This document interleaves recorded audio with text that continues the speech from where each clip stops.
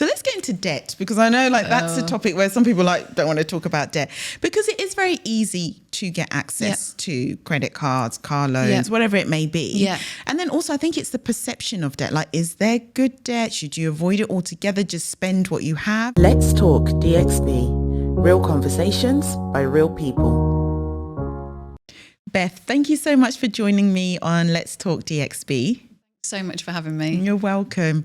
So we're in Dubai, a city that is vibrant, breathes wealth and money, and people move here for ideally, a better lifestyle to save if that's their goal as well. Yes. So money in Dubai is a topic that I think will definitely resonate with a lot of people, and how to make your money work for you as well. I think that's one of the things, because we work so hard, but getting the most out of those salaries is what we all want to do, right? Yes. So when I came across your page, which I think is fantastic, because you really help people just with financial literacy, but for everyday people. Kind yeah. And I think it's such a blessing that you're creating that content to actually help educate people in a very simple way. Yes. So that's why I wanted to speak to you about kind of finances and money and things to be aware of in Dubai. Yeah. But before we go into that, I want to know, where did your passion for money and the financial world come from, actually? Yeah, so it actually came from when I was kind of a child, really, and a bit of a slightly emotional sort of start to the podcast. But my father was a financial director of different, worked for different companies, looking after their finances. And I always saw how hard he worked and how he was so good with money in terms of, he was really clear about saving for our education and for our future. And that was really drilled into me from a really young age. But he was also really into investing. I always remember stocks and shares and the stock market being a thing. And I remember back in the 90s, him sat in front of an IBM, the old school. The old school computers, checking the stocks every night, to see. That's my earliest memories. That's amazing. But obviously when you're a child, you're I don't know what this is. What is going on? Yeah, a bit mad. But yeah, so he always drilled into that really strong sense of kind of looking after your money. And I guess when the sad thing was, obviously he passed away quite suddenly, actually, just before I was 18. But because he was so good with finances, he was able to kind of set us up so that, from taking out life insurance, mum was okay. And we were supporting to kind of university and things. But there was my mum, age, obviously I was 18. She had myself, my sister, and then my brother who's got severe learning difficulties.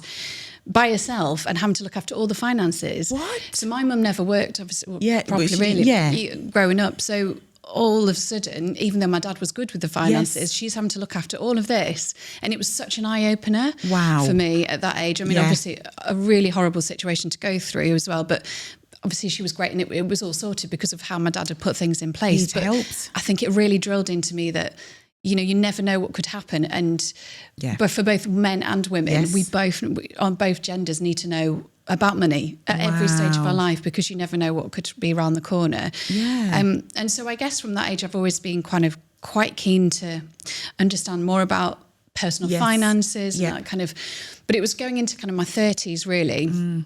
I started thinking about investing again, particularly having children, and wanting to follow in my dad's footsteps and understand about what really is out there in the world of investing. And actually, the more I got into it, and I know we'll probably come into this in a bit, but actually how straightforward it is. But I think that when you get your head around it, I think a lot of the media out there, a lot of things, there's so much financial jargon. Yes. And often it can seem so off-putting. The more people I speak to, they're like, oh no, don't want to touch that. So overwhelming. So overwhelming. Yeah.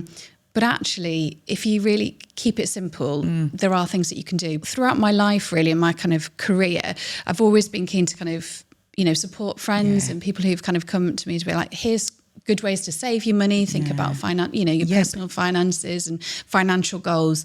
And so it was only a few months ago that I thought, actually, I want to talk about this because there's so much out there and people are like, oh, I'm so scared. I don't know what to do with my money. It's just sat in a bank account. I'm like, don't do that. Don't do that. There is so much out there. But So that's really where it comes from that sort of Fantastic. childhood age kind of, and seeing my dad really. And I guess you kind of often do follow in your parents' you footsteps learn, don't you? learn, So you set up a really good foundation. That is fantastic. Because a lot of households, you know, when parents pass away or there's just one parent that's now having to kind of look after everything, it can be the most difficult situation, either because they haven't had the right foundation or learning around how do I manage all of this. Yeah, exactly. So it's a really authentic thing you're doing. Yeah, thank you. And it comes out in your page. Yeah, I can really see that you're passionate about it as well. No, I am, because I feel like it's one of those, you know, passing on my dad's sort of legacy, you know, just wanting to kind of help and inspire others. Yeah. Fantastic.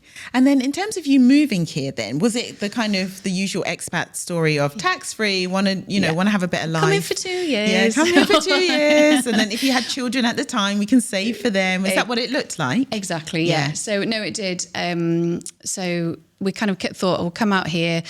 I think obviously we were just the juggle of being back in the UK as well, having children. And I'd seen other people go out, other friends who'd gone out here and, you know, were doing well in their careers and doing well financially.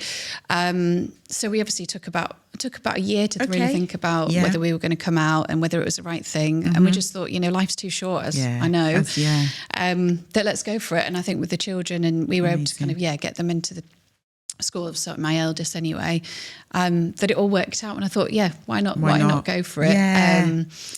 But I think when we'll come into, obviously, you get out and you're like, oh, that's a hidden cost we didn't plan for, and that's another hidden cost. And, right. Yeah, exactly. Yeah, it can be really expensive here as well in terms of like, especially it depends on everyone's lifestyle and expectations and what you want to do. But I mean, Dubai is a great city. There's a lot of accessibility, infrastructure. It's fantastic. But I think you also have to be so mindful of like the cost of living here. You really do. I think that's another thing. I think that one of the challenges actually that coming out here, I don't think there's really a place that really says, right, you need to, when you get out here, there's going to be costs for visas, medical insurance, and a lot of companies obviously provide for that, but some don't. They don't, And then there's the driving license and there's all those other bits and pieces. And so, and obviously the children's medical and whatever.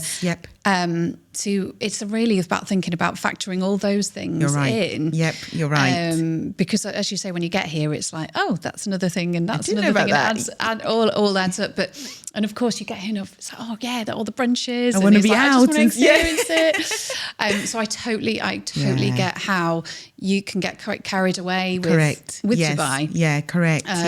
You know, a lot of our friends back home are like, you're living your best life. And it's like, you know, we are enjoying it, but we're also trying to do it in balance. Correct. And I think that's the main thing. And that's definitely something for me as well, like budgeting, which is a topic I wanted to speak about with you, because obviously now my season is I'm very much a single mom. There is one income. And yes, I'm grateful for, you know, the corporate job that allows me to look after myself, my son, save a bit, etc. But I think having the discipline to even set up a budget, which can be daunting for people, I think. It really can. Yeah, you're totally right. I think it is challenging because it's one of those like, oh, I really don't want to have to do it, but I'm going to have to, because I think that's the only way really. And there's so many studies out there that say if you do set a proper budget in place, you really can achieve financial goals and you actually can put more of that savings aside. But I think a lot of people think if I budget and then it means that I'm not going to like deprive myself of all this, and it gets in that negative. Because there's a lot, I mean, I've been studying a lot about the psychology of money as well. Oh, I'd like to talk about that. Yeah, well, just like the mindset that you form and kind of how the external influences and how you kind of, you're informing a relationship with money anyway. But then this, as I say, but the budget itself and writing down a budget can feel quite scary and kind of like, oh my goodness, I did not know I was spending 1,000 dirhams a month on coffees, or I didn't know that I was. Actually, because it brings it to light, like not how much you're wasting, but how much maybe you're like just putting into unnecessary things. Like Deliveroo probably would be my thing. Like, you know, just ordering coffee here, but it all adds up, doesn't it? It really does, and that's the thing where I talk about it as lot as not as. Obviously save. And I think the way that you can think about it, if you think about the 50, 30, 20 mindset. Right, okay. So 50% going on kind of rent and all the food, 30% on your kind of wants. So, you know, going out or whatever, clothes. Well, that's quite a good percentage for like your entertainment. Fair. Yeah, and then 20% for that savings pot. Okay, yes. So that's kind of quite, if you think about it in that way, it makes it a bit more realistic. Yeah. But that is quite hard, and that does take time to kind of go back. Okay, let's map out all my finances and really think about. Yeah. But one of the things I know I've talked about previously on the my page is kind of positive budgeting. Yeah. And that's really like turning it a little bit on its head, really, to think about, okay, I'm not going to just deprive myself of everything, because it's like a diet, right? Like, if you try and go cold, it'll last for 2 weeks. Hello. And then, I mean, certainly that's always been the case for me. That's the case for me. Yeah. So, there's so much psychology about that as well, that's going to be, you're going to fail at it. But if you think about positive budgeting in the mindset of set yourself a financial goal, and then you can think about, okay, so if it's something that's going to be, I need to save $5,000 by the end of the year because, I don't know, I want to buy a new car or whatever it is.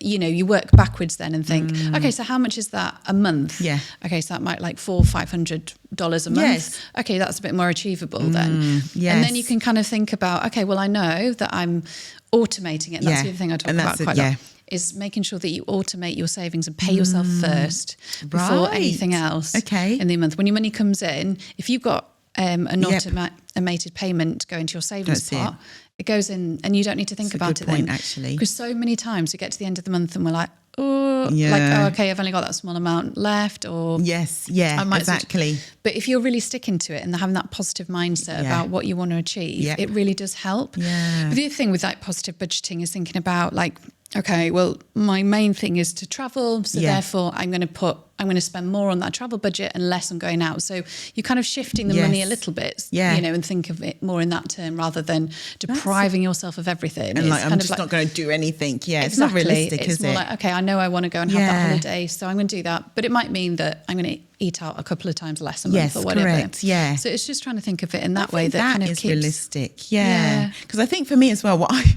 I'm very unrealistic. I'm like, I'm going to save this amount each and like put that straight into savings. But I'm like, Sharon, actually, your bills are this much and you need to do. And then you find yourself like, oh, actually, I needed to take back that bit because it wasn't a realistic amount. But I was trying to be so disciplined to get to the goal too quickly. But then I'm actually probably just taking out of that pot too much. And do you know what? It's sometimes you just need to try it for a couple of months and that's see. A good point. And just see, actually, I'm going to try this. Yeah. And think about whether it's achievable, and then I can always refine it if it's not and cut down. Yeah. And then you don't feel guilty, because even if I was taking like 20 dirhams from that saving pot, I'm like, but I'm not getting to that goal. But you just put a lot of guilt around it. Massively. And that's where that kind of like that psychology of like getting frustrated money and then seeing it as a bad thing. And then not wanting to do anything. Not wanting to do it. Yeah, that's a good point. Yeah. So then also, you've set your budget then. And then in terms of like, you've given the breakdown with savings, which I think is a really good percentage actually, because then it doesn't seem daunting like,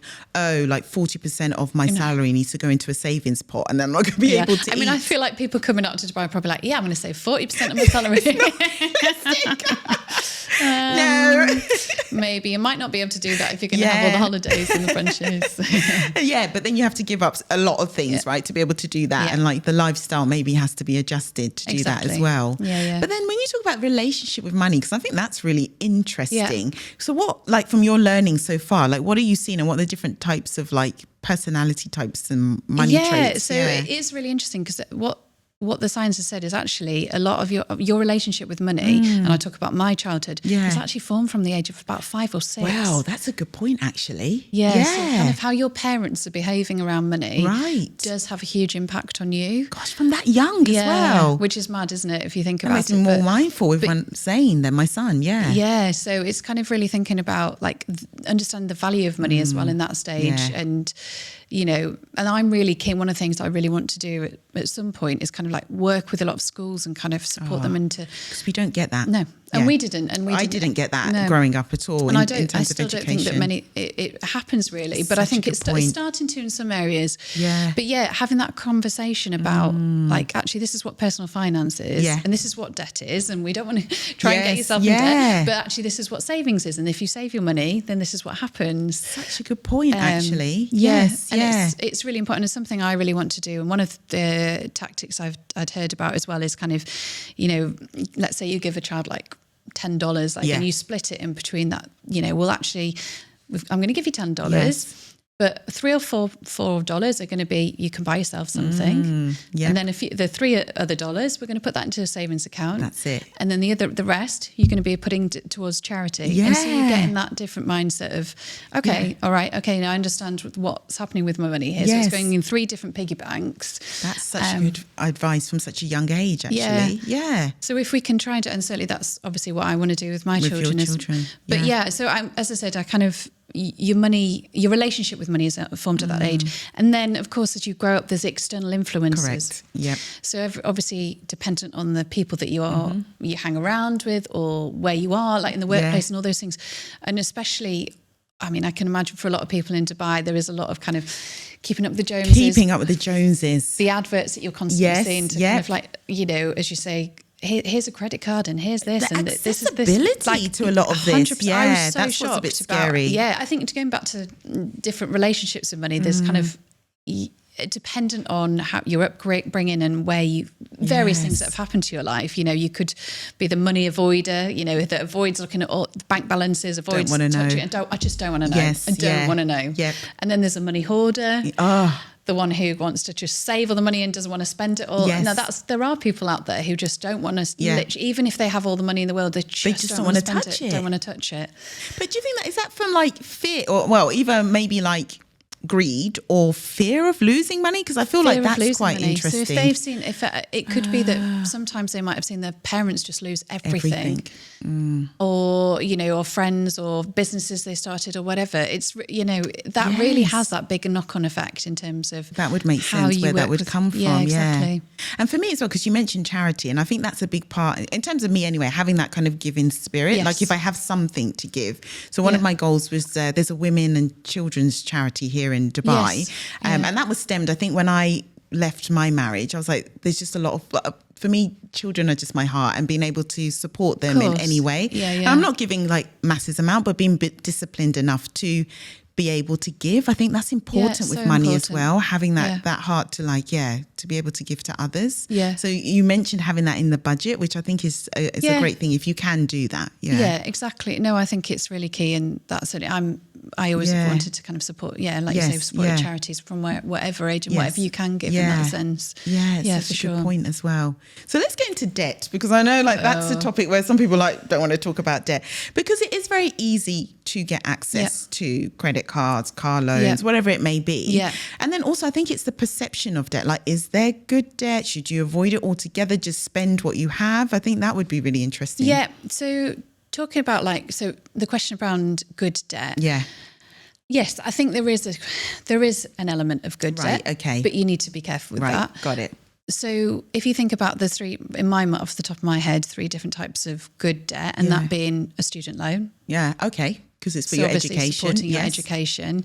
Then a mortgage for a house. Obviously, you're carrying that. And then also if it's a business loan, to be able to give you that, true. A stepping stone to be able to kind of support you in a business. So those are the different areas, I suppose, where you could think of good debt being something where you are taking a bit of money or you're borrowing, but you are paying back. And the most important thing about managing debt is being on top of that debt. That's the thing. And I think that it is so easy to understand how people can get into debt. And I can understand it here for sure. Like, as you say, I think one of the challenges for a lot of people is, especially starting out, for instance, all the deposits that you've got to put down and all the upfront costs on everything. There's so much cost. So a lot of people, they get loans out to be able to do that, to set themselves up. But then you're kind of going in minus. So you're chasing your tail a little bit. Exactly. And I can see it. And then it becomes this big sort of fear that you need to address. One of the important things when you are taking out debt is to understand what the interest rate is, right? For sure. And understand that, when you need to pay back that money each month, and also to make sure you're paying back, if you can, the balance in full. Ideally. I agree. But definitely more than the minimum payment. Correct. Because that minimum, that interest is just going to add up on top of and compound and compound. You're not going to get to it. And you're never going to get to it. And so, as you've said, there's so many people rack up different types of debt as well. And all of a sudden you've got debt across the board. And it's like, how do I tackle this huge thing? Now, there are areas that, without then saying about debt again, where you can get a consolidated loan, obviously, and the interest rate might be lower to be able to pull all of that. If you are committed to saying, right, I need to pay everything off, I'm going to need to clear it. consolidate it into one, and then pay that off month by month. That's a good idea, actually. And it's just that kind of one pot that you're then tackling. Yeah. And maybe feels less daunting because you can see it all in one place. I mean, it will be a bigger payment each month, for sure. Of course, but it is easier to see it in that way. So then you're kind of addressing it. And always I say, like, if you have got lots of different debt, look at the ones with the highest interest. Yep. Because clearly, those are going to be the ones that's going to be keeping you, dragging you down, that you need to be addressing and kind of thinking about, right, what is a realistic amount that I need to be saving for? That's a good point, actually. So when we talked about, the 50, 30, 20 rule, then they might need to be flexing that, especially if you've got debt out there, to make sure. Because then you prioritise that, I guess, get that out of the way and then work on the kind of other breakdown with savings and stuff. Yeah. Because eventually you have more money to save once you get rid of that. Yeah, that would make sense. And sometimes it is helpful, to even if whilst you're still paying up that debt. And we'll probably talk about emergency funds as well. Oh, that was my next question. Ding. But as long getting that in place, and then if you can put a little bit aside in savings or investing, it does give you that motivation and feel like you're also doing something positive at the same time. Yeah, that's a good point, actually. I know that everybody's like, make sure, cover it and spend everything you can on paying off the debt, which I do advocate for. But sometimes I think the psychology of money as well, that if you've got that little bit that I am paying off this, but I'm also saving a little bit here and investing a little bit here, that it makes you feel like at least you're doing something and you're working towards. Yeah, for sure. So yes, definitely that emergency fund is something. Yeah. So I'm very big on that. So I always try and kind of keep, because I think COVID, if anything, taught us, and 100%. Even like the story with your dad, thank God he was, his financial literacy was good and he had everything in place. But life, you just never know what's going to happen. And especially when you have responsibilities, you just need to know that you can at least cover yourself for a while. 100%, So I'm an advocate of that, but I don't know if that's always, the case for people, or if it's just like, I think it's so important for everybody to have an emergency fund. Okay. Because if you have that pot of money aside in a separate bank account, this is one of the things I would say is have that money there that you pay in, ideally into this emergency fund each month, and just top it up as and when back, build up that. Now, I think they do advocate for 3 to 6 months of salary in an emergency. Yes. That's hard for a lot of people. Yes, that's true. That can be really hard. So put aside what you can. But it is so important. Oh my goodness, the amount of times so we had like our UK house, the boiler broke in that. It's always the car broke here. Everything just went wrong all at once. And I was like, always the case as well. Like, seriously. And then you kind of, the challenges are when you're trying to, let's say you're saving up for that wedding or that car or something big. Yeah. And then you're just like, oh no, I'm going to have to go into that. I've got to go into that to pay for this. And then it's just that frustration. Then that brings you down and you're getting depressed. Yes, correct. So actually having that emergency fund set aside in about that little, your bank account, that's rainy day. Yeah, that got is if for whatever horrible things come along. And even if you lose your job as well. That is where that's needed, definitely needed, because you never know what's around the corner. And that's the thing, especially here as well. I did an episode 5 in Dubai, but it was with an employment partner, Tenji. But I think it is because we're expats, right? And anything can happen, and a lot of things are dependent on visa, and we need that salary to be able to live here. There's not like my mum is not up the road and I can move in with her if I lost my job. So I think for me, it was always just like worst case scenario. I need to know that I've covered myself and my finances and my son's school fees for X amount of time. It just relieves a lot of that pressure around if something was to happen, then I can at least do something for a period of time. It really does. And that's the thing, when those things do go wrong, you know that you can go into that and it's not like going to be at the detriment of the other financial goals of the things that you needed to go into. And then that saving, that emergency kind of pot. So for me, like I didn't keep it in a bank account actually, like I invested it so it could grow a little bit. So I've got a longer term goal, but it's accessible. Like worst case, if I needed to access it. Would that be best, or would it be best to keep it in a bank account? So I would say an easy access account. So if you can if you're earning a little bit of interest on it, great. But something you can access 100% and take out, because obviously a lot of the savings or investing, sometimes that can, where you're going to get the big interest rates, which I would advocate for, putting your money in there, that is going to be locked away, and it is hard to dip into that as easily. So if you can put it in an easy interest access account, and whether, like you say, there's accounts out there that will pay maybe a small amount or modest amount of interest. But it's something, isn't it? But it's something, and you can get in and out whenever you need. Yeah. Okay. Yeah, that's good to know. That was one thing, because I was like, if it's sitting there and it can grow a little bit, but I don't need to like wait for like 2 months to get access to it, then that's something that I felt comfortable. I'm a very low risk taker when it comes to my money, in terms of, because also like I'm working 9 to 5. I'm not a billionaire, so whatever I'm using, it needs to be sensible decisions. 100%. Yeah. 100%. So that's why I looked into that option. Yeah.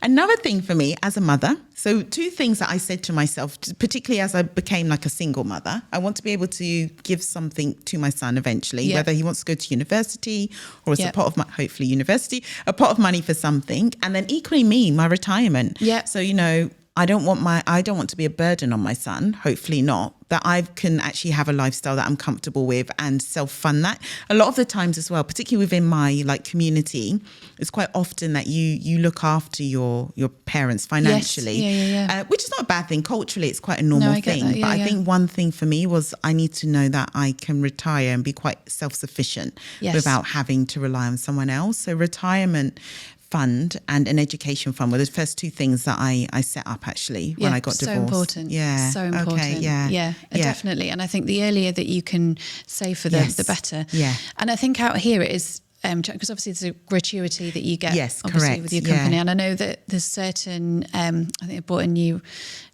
opportunity recently where companies can actually invest your gratuity into so it can actually grow whilst you're still working there, which is a really positive thing. And obviously that is really best practice thinking about that as retirement. But I totally agree. I think we all need to be thinking about retirement planning for sure. Yeah. So back in the UK, obviously I was looking to kind of pay into workplace pension and kind of that built up. But I'm mindful that, you know, I want to keep continuing, you know, having that retirement.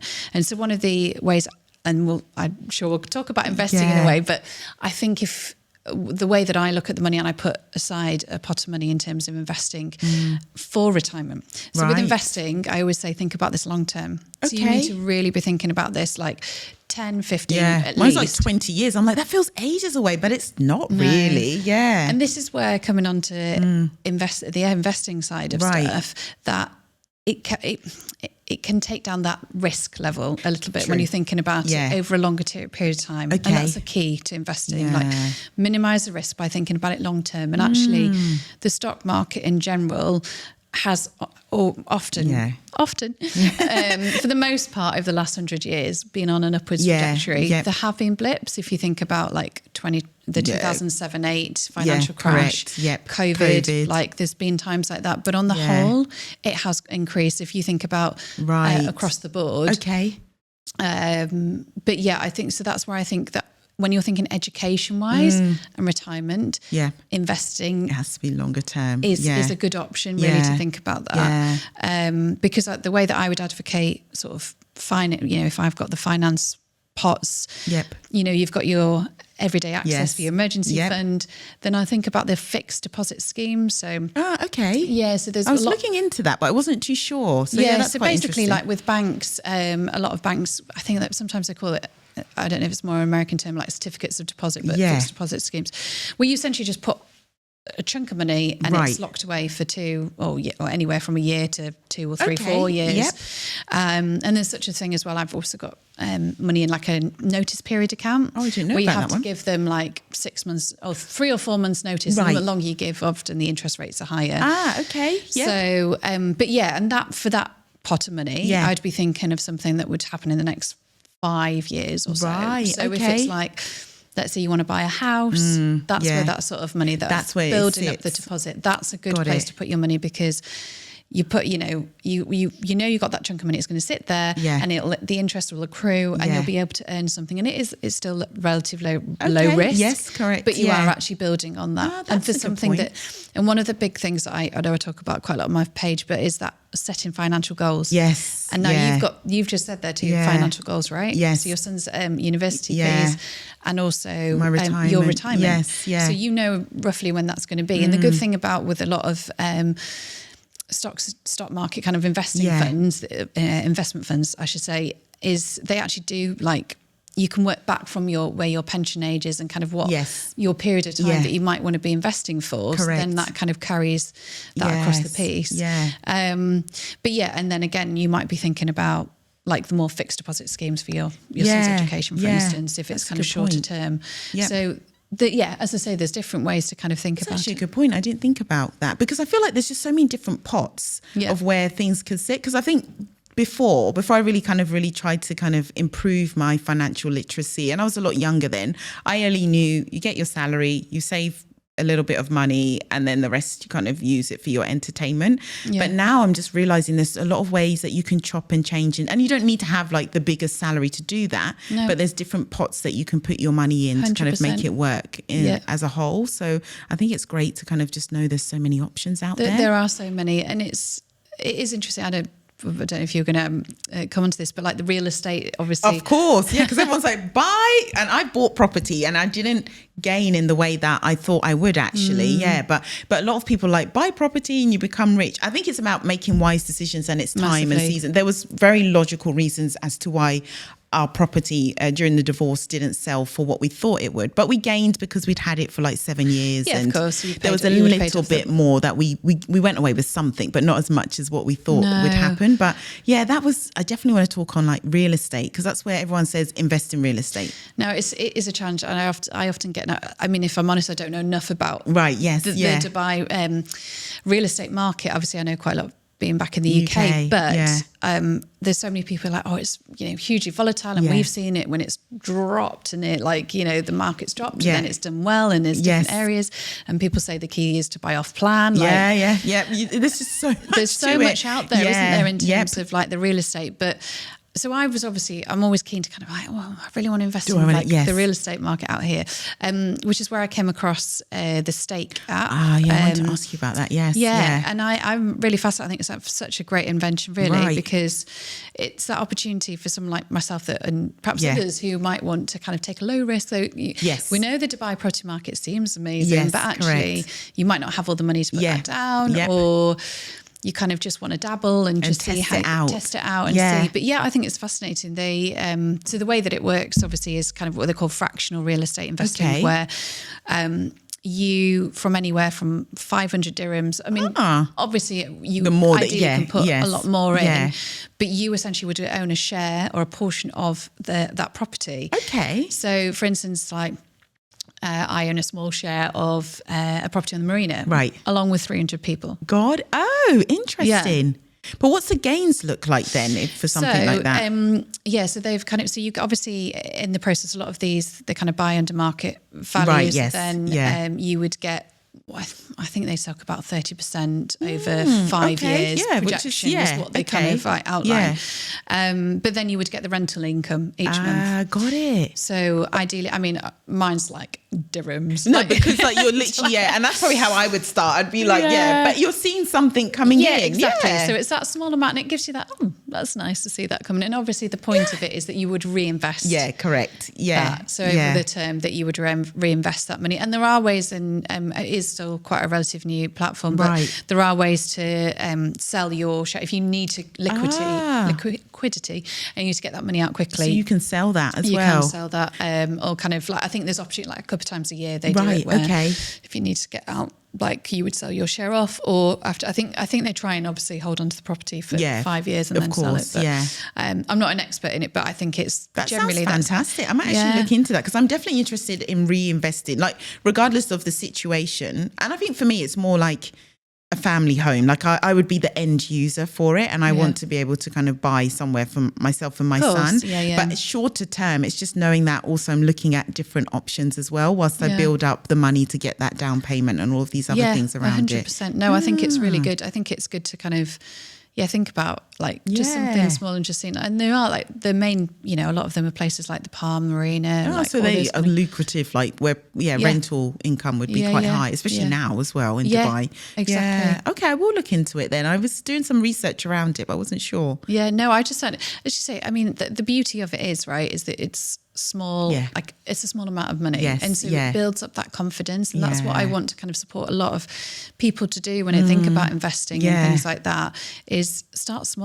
You don't have to, like, there's so much out there like, I need to have loads of money to invest in this. And I think a lot of companies out there, or like a lot of when you see a lot of marketing material, it's like, you only need 50,000 dirhams. Yes, and then invest offshore with your like, how accessible is that for anybody? Right? That's really hard. Exactly. And so actually, if it's thinking about, well, I can put aside a small amount of money and I can build my confidence, and then obviously you can then hopefully invest more money and then think about where that's going. So that's a good point. And if we broke it down for like everyday person, 9 to 5, or running their small business, and like the key priorities like you would give in terms of, yes, like saving versus the kind of emergency fund pot versus, that would be really helpful, because I think some people are like, there are so many options, but where do I start with my income that I have? So it is, as we've just said, it is definitely build up that emergency pot. So that's first. priority. You need that, because then you're always going to be on the back foot if you're like, oh, this is, because everything, it's going to be minus constantly. I mean, every month since I've been here, there's been an unexpected expense. I'm like, where did that one come from?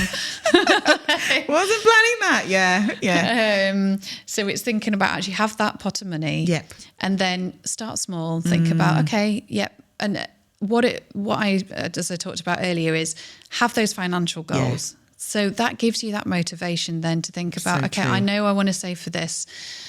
I don't know if it's like a car or a deposit on a house, and that's quite an often one that people kind of want to save towards.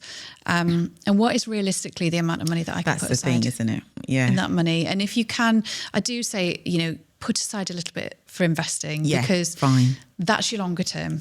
And the earlier you start investing for your retirement, the better. Oh my goodness. Because compounding is a thing, right? Yeah, exactly. So if you're investing and that money is compounding over those years, and this is what's so interesting, like so many people I kind of follow on Instagram who are brilliant, and they talk about like, if you're 18, investing in it, and this is how much your money would be worth by the time you're like 65. I'm like, but I'm not 18 again.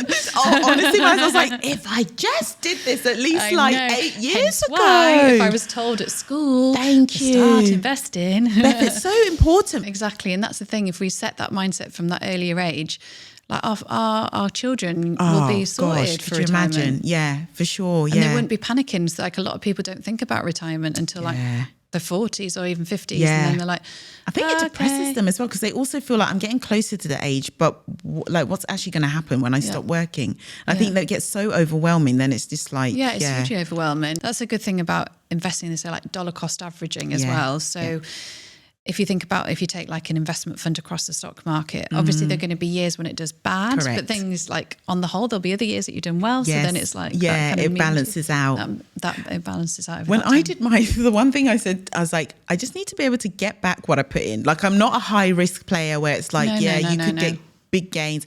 I was like, I'm working very hard for this salary, and I'm trying to divide it across multiple things. So I was like, as long as I can at least get back what I've put in and get some more, fantastic. So I'm very low risk when it comes to investing, but I have friends that, and they've gained from it as well, but they also equally, maybe they've got more to play with, I would say, that they take higher risks in terms of that. Yeah, and I think it going to kind of like having that long-term mindset where you can take a bit more of a higher risk.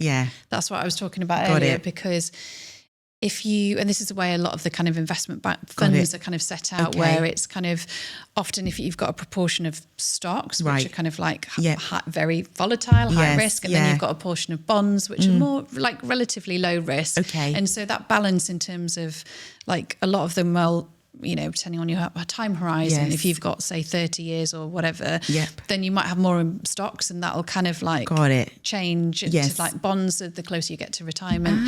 So it kind of balances it out that you've it kind of like moves with your risk kind of like over that time horizon. But talking about bonds, so that's another thing to kind of like for people think about. I know there's such as this scheme here, the National Bond Scheme, where I know they've recently bought out something with the second salary. Correct. I was reading about it. So where it's going, that's what you were talking about earlier, where as long as I get out what I put in, and so that's where a lot of the times you will guarantee that with that, and with the interest, and then you'll guarantee that amount back, but then the interest rate on top of that. The interest are usually quite low. Well, I don't know. Maybe it's I think it is relatively something. It's something, but I think it's quite. For the concept of that is kind of, let's say you put in 5,000 dirhams a month for 3 or 5 years, isn't it? And then over the next 3 or 5 years, you get that money back each month. with a small amount of interest each so month. that's like your second salary. So that I think it's kind of set up in that way to kind of support. Obviously, people might be kind of closer to retirement, so you've got a bit of that as well. So that's something to think about. That's a good point. And even when I'm thinking about my breakdown, because sometimes I'm like, this is why I feel like I'm unrealistic. So I'm doing like, obviously there's retirement, Zane's fund in terms of education. So that just goes, I don't touch that. The emergency fund is there. Ideally saving then for like a property, which is a longer term goal. I set myself a very unrealistic goal, but a longer term goal. I think if I'm being realistic. But then is it also, do you also then need another type of savings pot? Because then I'm like, I think I should just have savings as well.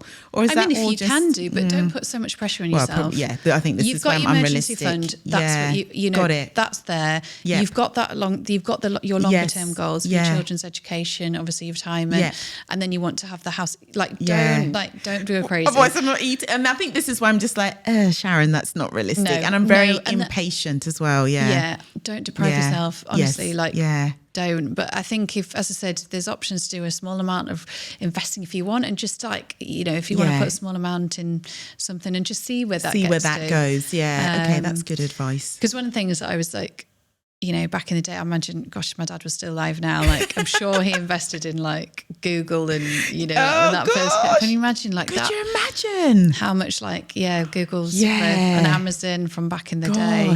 I know. Yeah, I know. That's a bit painful, isn't it? So it's like, so I actually put a small amount in like Nvidia just to kind of see see where that goes. Everybody's talking about this. I'm going to put the smallest amount, lowest risk. I'm just going to see what happens with it. So that's a good shout, actually. Because when you hear about these things, it is about jumping on it quite early to then see, and usually they do quite well actually if they're strong companies in the end. And what type of questions do you often get then, like from many like Dubai expats living here, in terms of financial questions? What are the repeat ones? Yeah, I would say probably all the ones that you've talked about. I could imagine. I think a lot of people obviously like question investing. Yeah. A lot, that sounds too scary. Or my husband does all that sort of stuff. Or I'm like, but you need to know. We need to talk about this. As a divorced lady, please make sure that you know what. On both sides. Both sides. Exactly. It's so important. Yeah, husbands and wives. You just never know what can happen. You never know what's happening, and I think it also is empowering to understand. For women, obviously, to understand that. But the more I talk about investing, I'm like, listen, like I know it sounds really scary, but the key is diversifying and thinking about index funds. Right, okay. So what does that look like then, actually, if someone hasn't heard of it before? Yeah, so an index fund is basically where you would track a particular fund across the market. So I'm going to take, for instance, the S&P 500. That might be a term that people probably would have heard. But that's essentially the top 500 companies in the US. Yeah. And you would buy into a fund that would track that index. Yes. And so you would buy a small slice of every single one of those companies. Right, got it. So therefore you're carrying that risk where you're going to have some of the, and let's say take at the moment the big AI related companies that are bringing the stock market up this year, or the S&P 500 fund up this year, but then there'll be some on the lower scale that will be kind of sifted out, won't be doing so. So it fluctuates, So it fluctuates, but if you're thinking about spreading your risk across the whole of that, you're diversifying. And so there'll be, as I said, there'll be ones that are doing really well and some that won't, but you're not taking that gamble. You're not taking that because that fund is tracking everything. Yes. So that's what I would always advocate for, is those index funds that you would kind of, as I said, choose a brokerage or investment fund, and set up that and put a small amount of money and invest in that automated each month. And that's going into that fund. And obviously, if you think about that, let's say that's the S&P 500, but there's, the global all world index fund that you could think about that will be a slice of thousands of companies across the world.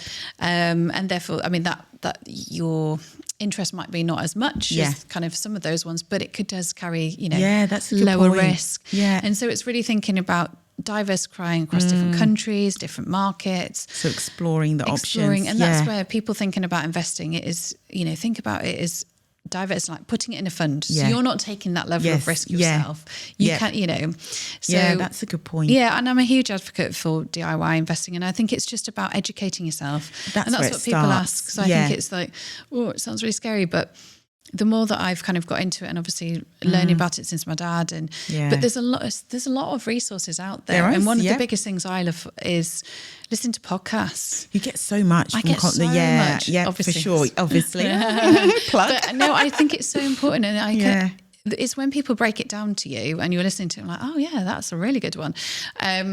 But yeah, and when people and you get people who are seasoned investors who are always advocating. Correct. So they talk about it quite a lot, and they're like index funds. And very openly, actually, to kind of help you to understand. Yeah, they really do. Yeah. And I think when it's explained to you in that sense, you really can learn quite a lot and pick it up quite quickly. Yeah, you're right. And it kind of takes away that financial jargon that you're kind of like, oh, I don't want to know go what there. It don't means. want to go Or someone's just going to take. I think the biggest thing that I hear a lot of the time, and maybe me even in the beginning, like, I'm just going to lose my money. Someone's going to like trick me because I don't understand what they're actually selling me. This is actually what I also get asked as well, like that. People do say there are quite a few cowboy advisors out there who have said that they can invest my money and guarantee me this and this, that, and the other with this interest rate. One of the things I talk about, I mean, I do think it's important, obviously, if you lack the confidence to seek financial advice and to have that, but be mindful of the fees wherever you're investing, because actually, even though a lot of people are like, it's only 1%, well, actually, that 1% over the, let's say, 20, 25 years. It's a lot of money. That compounds so much, and that even the amount that you're investing can be rack up into like the tens, thousands of pounds that you're losing out by giving it away. So you need to just think about it like, definitely, if you lack the confidence, seek, get advice and find somebody reputable who can support you.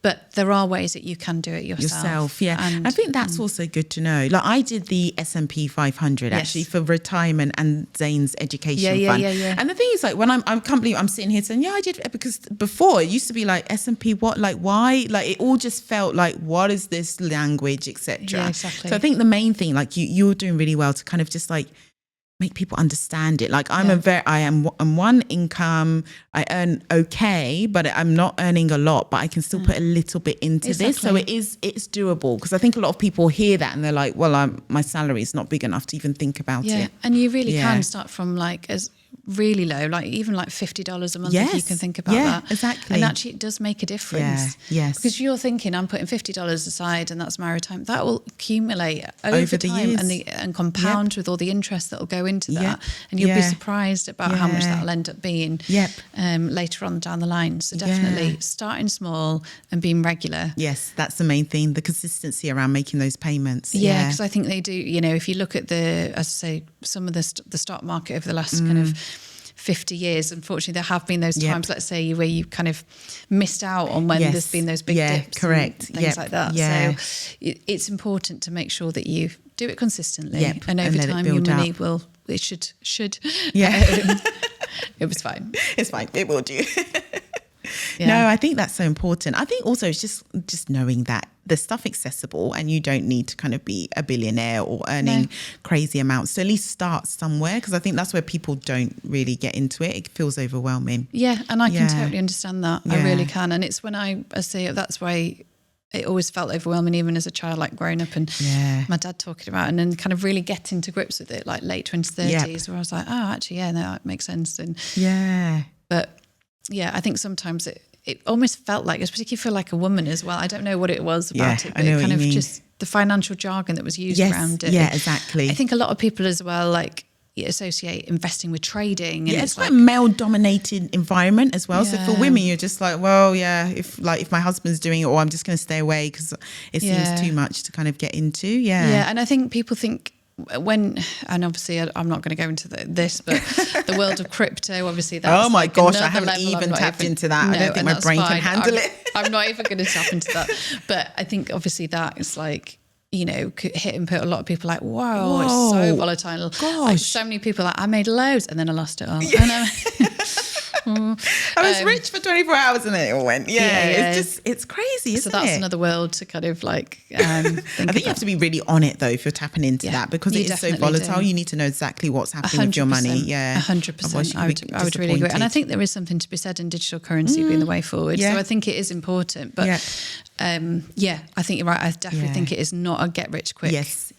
get rich quick scheme. At all. It is, when you think about investing, think about those long-term goals. It's a longer term. Yeah. And the last question I had was about life insurance, because this is something that I've had on my list for ages. Like through work, there's life insurance, but you're employed by them, but just separately. And obviously now that I have a son, and I haven't actually signed up to any life insurance. This is something that the financial advice I've been given is to look into that as well. But I was like, I don't know much about it. Is it really something I should be added as an additional thing that I need to pay out? Is it a priority? I would say yes. Yeah. I think if you think about my experience. Oh, yeah, good point. Going back to kind of like growing up as a child, and obviously my dad did take out that life insurance, which was able to sort out the house and everything else. And so I would say, unfortunately, things happen. Yeah, that's a fair point. And so I do think so. We've made sure that we do put a small amount each month in life insurance. I know it is frustrating because it's that other sort of bill that comes out. Yeah, this is why I was like, do I really want to put, but I understand the importance of it. Yeah. I think it's just kind of setting up for if anything was to happen to either of you, or just knowing that you've got that pot of money that will help. So your children aren't carrying on that debt as well, or whatever thing that you've got going on in your life, that's all settled and secure. I guess it's just one of those like the emergency fund. Yeah. It's something that's kind of like, it comes out, it's automated. Automate it, it's done. It's done. Yep. But it's that reassurance. Yeah, good point actually. Yeah. And I think if, I know, I say my dad passed away quite suddenly, but those days before he passed away, knowing that he'd had all that in place, made, knowing that he'd sorted all that out. Yeah. No, I know how that, because my dad passed suddenly in his, he had a heart condition, but he was fine and then suddenly passed away. I think the one thing that hit me, that was 2015, so very much in my adulthood, but actually not having those kind of financial conversations with my parents as they grow, because I think it's also something like, I don't really want to talk about this. It's awkward. But then you have to figure out when the person's gone, going through the paper, and it's so draining in itself. Yeah. So that definitely triggered me this is why it triggered me to kind of make sure that my finances are in order. And then even with the little I have, just being resourceful and making it work, because you just never know. So I've seen that sudden death. And I think that was probably my relationship with money, in terms of, if this was to happen to me, what does that look like for my son? Or what does that 100%. Look like for my family members? Yeah. Yeah. So I understand. 100%. So I would definitely advocate for life insurance. But I know I can appreciate sometimes it can feel quite daunting, because you're like, hey, get some life. You sometimes in your face, like, and the lady was saying, I was like, I'm not ready for this conversation. So I've avoided it. Definitely make sure you're going with a reputable provider. Right. Well, I think that's where we need to do more research 100%. To see. Yeah. But I think it will help and kind of ease those kind of fears for sure. This is so fantastic. I've literally absorbed. I'm like, okay, maybe I need to think about this. And I think the thing, again, you've just made it seem so easier than what it actually seems to be. And the content that you produce is just like, I think I can do that. I think I get what's happening there. You're doing excellent. Thanks. It's fantastic. It's good to hear that. No, it's always sometimes when I do the recordings on a financial wellness Wednesday. I look out for those financial wellness Wednesdays, Beth. I'm not feeling it today, but I'm going to be. But you're helping. You are helping. I know, thank you. So I really appreciate that. And I've had a lot of people reach out and say, because of you, I've set up this fund, and you finally gave me the courage to go and do it. And I was like, yes, I'm making a difference. Yeah, that's you good. Are. Yeah. And I can see you're passionate about it as well. Yeah. So I'll definitely make sure that, once this goes out, I'm sharing it. So I think people should be following that page, because it's learning. It's like free education. And obviously it's your time doing it. So it's great. Well done. Yeah. Thanks so much. No, it's been great talking about it. Thank you. Yeah. Well, thank you so much for joining the platform as well. I really appreciate your time. No, it's great what you're doing. So thank you. Thank you. Let's Talk DXB. Real conversations by real people.